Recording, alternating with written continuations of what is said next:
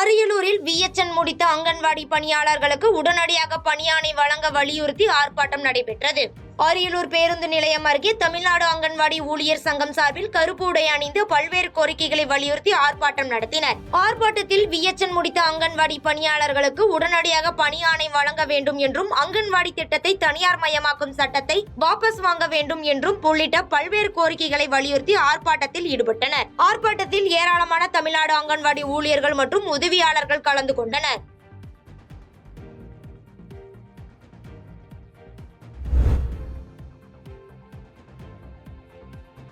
உலக மக்கள் தொகை தினத்தை முன்னிட்டு நாகர்கோயில் மாணவ மாணவியர்கள் கலந்து கொண்ட விழிப்புணர்வு ஊர்வலத்தை மாவட்ட ஆட்சியர் ஸ்ரீதர் தொடங்கி வைத்தார். கன்னியாகுமரி மாவட்டம் நாகர்கோயிலில் ஆட்சியர் அலுவலக வளாகத்தில் இருந்து உலக மக்கள் தொகை நாள் விழிப்புணர்வு பேரணி நடைபெற்றது. இப்பேரணியை மாவட்ட ஆட்சியர் ஸ்ரீதர் கொடியசைத்து தொடங்கி வைத்தார். பேரணியில் மாணவ மாணவிகள் தாய்நாட்டின் மொத்த பயன்பாடு, குழந்தைகளின் ஒளிமயமான எதிர்காலம், போதிய பிறப்பு இடைவெளி, தாய் சேய் நலம் பாதுகாத்தல் போன்ற கருத்துக்கள் அடங்கிய பதாகைகள் கையில் ஏந்தியவர் சென்றனர். முன்னதாக செண்டை மேளம், சிலம்பாட்டமும் விழிப்புணர்வு ஊர்வலத்திற்கு பெருமை சேர்த்தது.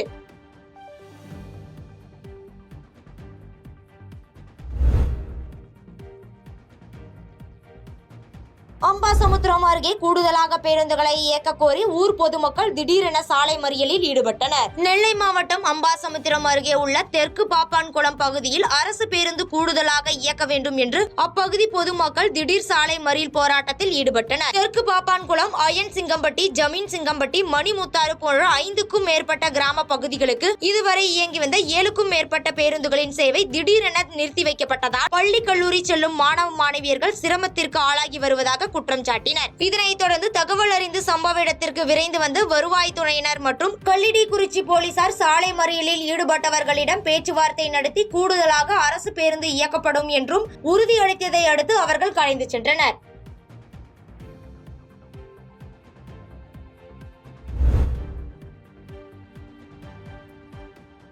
உலக மக்கள் தொகை தினத்தை முன்னிட்டு மாவட்ட ஆட்சியர் அலுவலகம் முன்பு செவிலியர்கள் மற்றும் அதிகாரிகள் உறுதிமொழி ஏற்றனர். நீலகிரி மாவட்டம் உதகை மாவட்ட ஆட்சியர் அலுவலகம் முன்பு மக்கள் தொகை தினத்தை முன்னிட்டு உறுதிமொழி ஏற்று விழிப்புணர்வு பேரணி நடைபெற்றது. இதில் மருத்துவ செவிலியர்கள் கலந்து கொண்டு உறுதிமொழி ஏற்று விழிப்புணர்வு பதாகைகளை கையில் ஏந்தியவாறு பேரணியாக சென்றனர். பேரணியில் முதல் குழந்தைக்கும் 2வது குழந்தைக்கும் இடையே தேவையான இடைவெளி குறித்தும், பெண் சிசு கொலையை தடுத்தல் உள்ளிட்ட வாசகங்கள் அடங்கிய பதாகைகளை கையில் ஏந்தியவாறு பேரணியாக சென்று விழிப்புணர்வு ஏற்படுத்தினர்.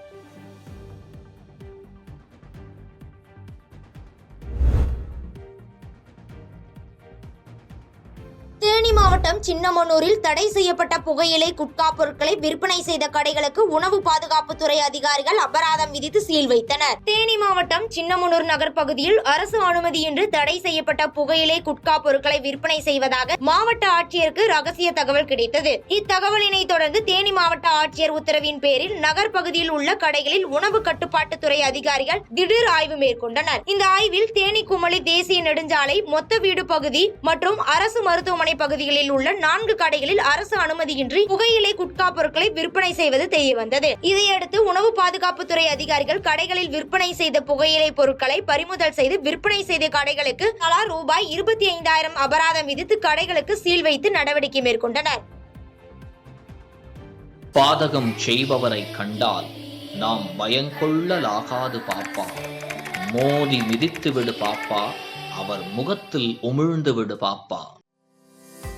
அண்மை செய்திகளை உடனுக்குடன் தெரிந்து கொள்ள இணைந்திருங்கள் இயம்நாடு தொலைக்காட்சியுடன்.